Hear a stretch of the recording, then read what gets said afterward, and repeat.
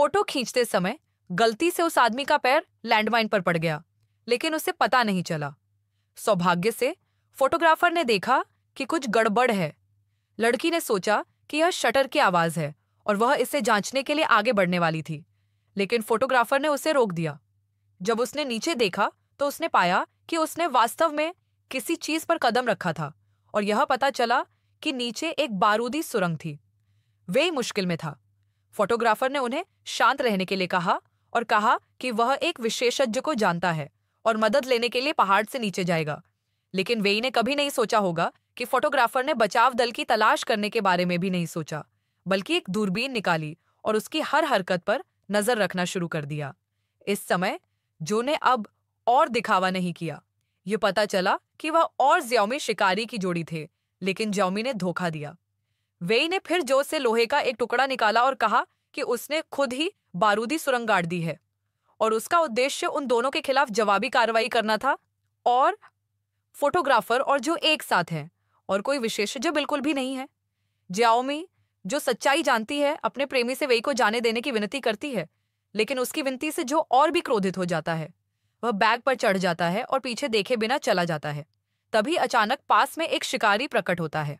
उन्हें लगता है कि वे एक उद्धारकर्ता से मिले हैं, लेकिन वे नहीं जानते कि इसके बाद जो कुछ होता है वह एक बुरे सपने की शुरुआत है। आदमी गलती से एक बारूदी सुरंग पर कदम रखता है और लड़की के साथ पहाड़ पर फंस जाता है। इस समय एक शिकारी अचानक प्रकट होता है। ज्याओमी को डर है कि शिकारी वेई को डरा देगा, इसलिए वह जल्दी से तिचाओ का उपयोग करके शिकारी को मार देती है, जो गलती से सोचता है कि वह उसके कुत्ते को चोट पहुंचाने वाला है।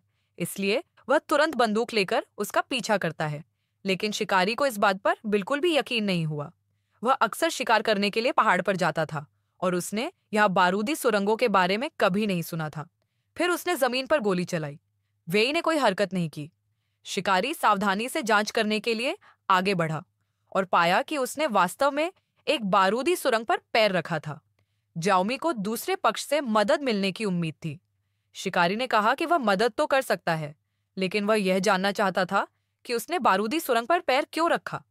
ज्याओमी के पास उसे यह बताने के अलावा कोई विकल्प नहीं था कि क्या हुआ था। यह उसका सबसे अच्छा दोस्त है। हम एक साथ सोए। यह सुनने के बाद वह दिलचस्पी लेने लगा, लेकिन उसे कुछ लाभ चाहिए था। ज्याओमी ने उसे खुद बैग से इसे लेने के लिए कहा।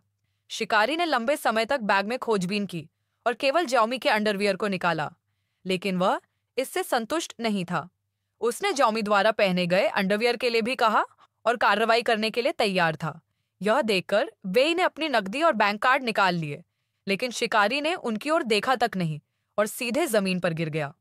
अपनी मनचाही चीज पाने के बाद शिकारी ने एक लोहा उठाया और एक छेद खोदना शुरू कर दिया, ताकि जब वेई खदान छोड़े तो वह विस्फोट के प्रभाव को रोकने के लिए गड्ढे में लेट सके। शिकारी का सेलफोन बज उठा।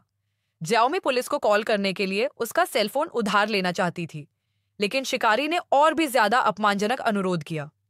उसने रेशम का एक टुकड़ा निकाला और कुत्ते की तरह ज्याओमी की ओर फेंक दिया।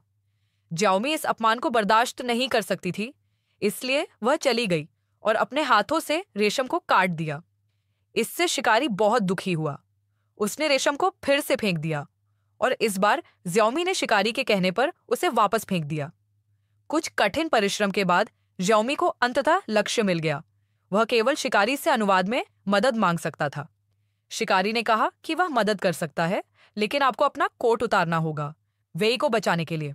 ज्याओमी ने शिकारी के अनुरोध पर सहमति व्यक्त की, लेकिन शिकारी बहुत जटिल था और उसने जो अनुवाद किया वह बकवास था।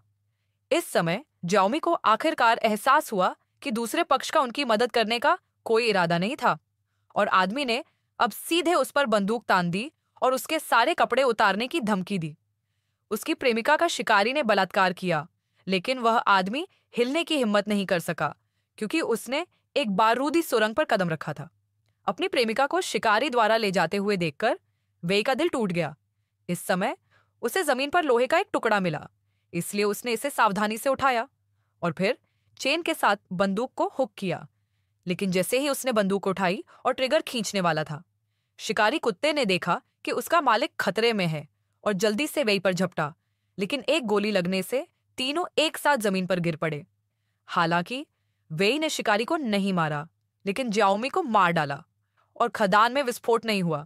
चकित होकर शिकारी ने वेई से कहा कि वह काफी समय से जानता था कि बारूदी सुरंग नकली थी, और फिर वह अपने शिकारी कुत्ते के साथ वहां से चला गया।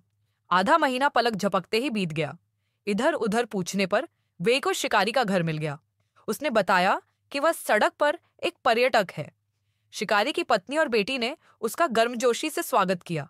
जब शिकारी वापस आया तो वह बीमार था। वह जानता था कि वेई बदला लेने के लिए यहाँ आया है, इसलिए उसने वेई को भगाने का बहाना ढूंढा और 1 घंटे में मामले को सुलझाने के लिए ग्रोव में जाने के लिए तैयार हो गया। हालांकि जैसे ही वेई चला गया, वह एक फोन कॉल करने वाला था, लेकिन वेई शिकार करने वाले कुत्ते के साथ वापस आ गया। उसने कहा कि कुत्ते को एक कार ने टक्कर मार दी थी। शिकारी जो वहां पहुंचा वह बहुत क्रोधित हुआ। वह जल्दी से कमरे में वापस भागा और अपनी बंदूक उठाई, लेकिन उसे नहीं पता था कि गोलियां पहले ही वेई द्वारा चुरा ली गई थीं।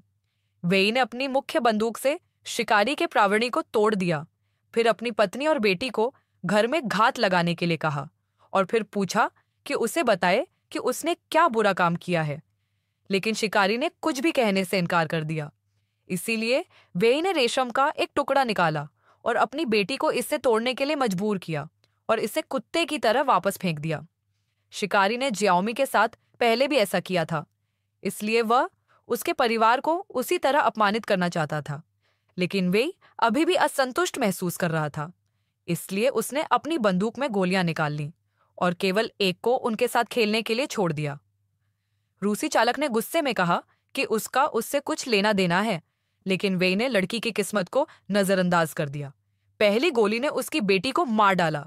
वह वहीं खड़ा रहा, उसने बदला नहीं लिया और उसके बाद केवल अंतहीन नफरत थी।